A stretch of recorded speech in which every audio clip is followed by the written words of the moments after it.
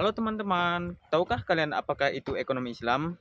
Nah, pada kali ini saya akan membahas apakah itu ekonomi Islam.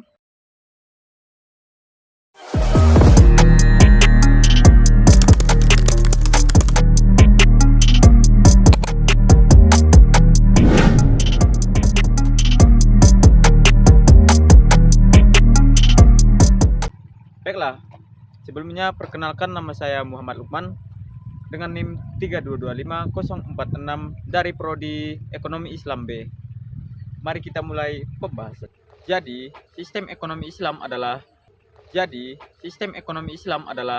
sistem ekonomi yang berlandaskan dengan syariat dan prinsip-prinsip dalam agama Islam. Berbeda dengan sistem ekonomi konvensional yang hanya untuk mementingkan kepentingan diri sendiri untuk sebanyak-banyaknya.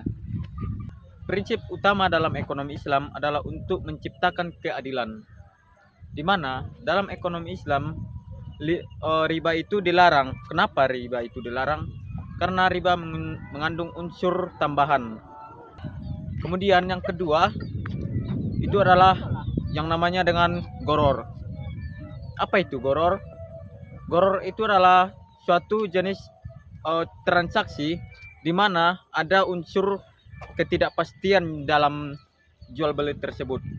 Oke, yang ketiga adalah distribusi kekayaan melalui jiswab.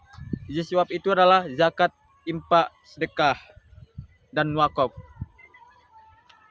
Dalam ekonomi Islam, untuk meratakan perekonomian dalam umat Islam, dianjurkan untuk mendistribusikan kekayaannya melalui zakat, infak, dan sedekah, kemudian juga dengan wakaf. Sistem jual beli dalam ekonomi Islam tidak sama dengan ekonomi konvensional, di mana dalam ekonomi konvensional itu memakai unsur tambahan. Sedangkan di dalam ekonomi Islam kita ada yang namanya mudorobah, di mana mudorobah itu adalah sistem pembagian hasil. Maka dari itu, mari kita menggunakan sistem ekonomi Islam. Apa sih keuntungan kita menggunakan sistem ekonomi Islam?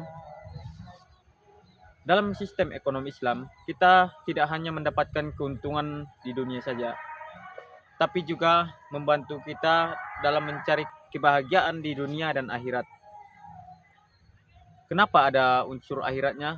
Karena di dalam prinsip ekonomi Islam, kita itu menggunakan prinsip yang berdasarkan syariat dan prinsip-prinsip dalam agama Islam.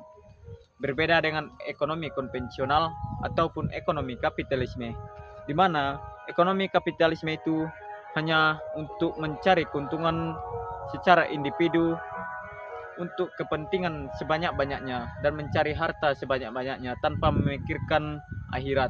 Maka marilah kita menggunakan sistem ekonomi Islam.